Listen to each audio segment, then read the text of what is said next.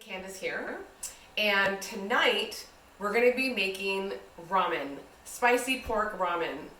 But before we get to that, I want to address my blondes in the crew. We've now been in quarantine for 5 weeks, and I don't know about you, but my roots are starting to get really bad. If we don't get out of this soon, you and I, this is what happens when you tape live, are going to be brunettes before you know it. So make sure to pour yourself a glass of wine so you can catch your tears when you're losing your blonde. I'm so sad. Anyways, we will be out of this soon, hopefully, but until then, we're gonna cook. Now, ramen is super easy. I know you guys go to the restaurants and eat it and like, God, it's so good, but I'm telling you, this is restaurant quality. It is so good. So we're gonna get started. Pour yourself a glass of wine, and this one's a quick one. Now, all the ingredients and the instructions will be in the description below. But I'm going to tell you what I have going on here. On my stovetop, I have some broth cooking because we're going to need some broth. And, oh yeah, I'm in comfy clothes, quarantine week 5, no jeans for this one. I'm going to have a pan with my oil so I can cook my pork. I have another pot for the noodles, and then I have a pot for the eggs. So to get started, what you guys are going to do is take some fresh garlic and some fresh ginger. You're going to have a little bit of oil in a pan, and all we're going to do on low is we're going to cook this up a little bit. We're going to let that oil get the flavors. You never want to burn garlic or ginger because it gets a bit of almost like a rotten taste. I'm not sure if that's the right word, but you always want to make sure you cook this on a little bit of a lower speed. I'm at 3, so that the oils could take on the flavor. Because then when we want to put the pork in, we want the pork to be super fragrant and take on the garlic and the ginger. Now I'm only making a recipe for 2 tonight because the kids are not having ramen tonight. They are enjoying some pizza. Imagine pizza over ramen. But anyway, that'll do. So what we're going to do is we're going to let that cook. And then the other thing I want you to get started while that's cooking is I want you to boil some eggs. I want you to boil eggs for 6 minutes. That's it. The minute those eggs are done, I then want you to put them in a cold bath. So those are the first steps. Now you can pause if you need to, so that you can stir around your pork. But while that is cooking, the other things you want to do is we're going to get going on a sauce. So we're going to make that pork mixture once it's cooked nice and saucy. And for your sauce, all you're going to need is mirin, red miso, soy sauce, and hot sauce. So we're going to get that started, and I'll be right back. Now my pork has been cooking for probably about the last 5 minutes. Now what I want to do is take the mixture that I mentioned earlier. It's mirin, miso, and soy sauce. And again, the measurements are below. And we're going to add this mixture to the pork. And what that's going to do is that miso is going to add a ton of flavor to the broth later. Now, I'm a miso lover. I mean, like, over the top, more miso the better type of lover. So, in my pork broth, I might add a little bit more. And, yes, it's salty. I got nothing else. It's just salty deliciousness. I know some people are probably going, oh my God, that much? Yeah, that much. I'm going to put this in here. Now, my broth is on low. I want that to heat slowly while I'm doing everything else.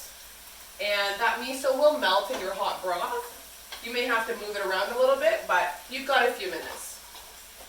So now I have my broth going. I've got my beautiful pork mixture going. This sauce in the pork will start to thicken. And once it does, about 2 to 3 minutes or so. Oh, and apparently someone on the floor. 2 to 3 minutes, it'll be nice and thick. You're going to take it off the heat. Next, you're going to make sure that your eggs are in a ice bath, and you want to put them in an ice bath immediately after being in the hot water for 6 minutes, because it'll stop the cooking process. Because like you get in Japanese restaurants, you get that nice gooey egg yolk in the middle, which you want to stir around with your broth. So that's our goal with putting it into an ice bath. I got my ramen noodles ready to go. I don't have fresh ones, I couldn't find any, so I'm using regular packaged ramen noodles. And then I've got some bok choy. Super easy. Now all this stuff happens at once, so you gotta pay attention. This is really about a 15-minute meal, super easy. So now I'm gonna let my meat cook in the sauce. I'm gonna let my miso melt in the broth. Try saying that 5 times fast. See what happens? And I'm gonna have another sip because apparently I need one, and I'll be right back. Okay, we are getting closer. The one thing about ramen is that everything is done all at the same time, so you have to time it out. So your pork, to cook it from plain with the sauce, you're looking at about 10 minutes. Your broth with your miso, you want to also do that for about 10 minutes. And then lastly, you've got your noodles. And your ramen noodles, you definitely don't want to overcook them because they're going to be sitting in hot broth. So you do not overcook them. 5 minutes max. And then what you're going to do is when you're about 4 minutes into cooking, you're going to add all of your bok choy. So it's a quick way to actually cook your bok choy at the same time. Because the bok choy only needs about 2 minutes. Because keep in mind, everything is sitting in a hot broth. So I am going to now pull everything off.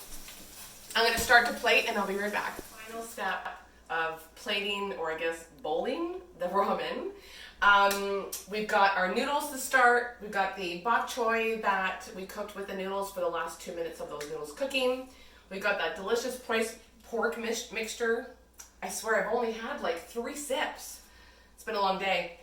Now the eggs. The eggs is the magic. Keep in mind, only 6 minutes because when you cut them open, and let's hope this works, we're taping live.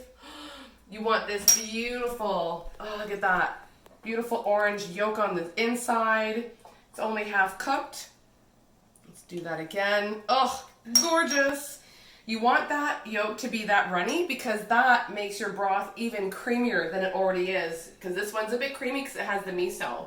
So let's take a look at that bad boy. Look how amazing that looks.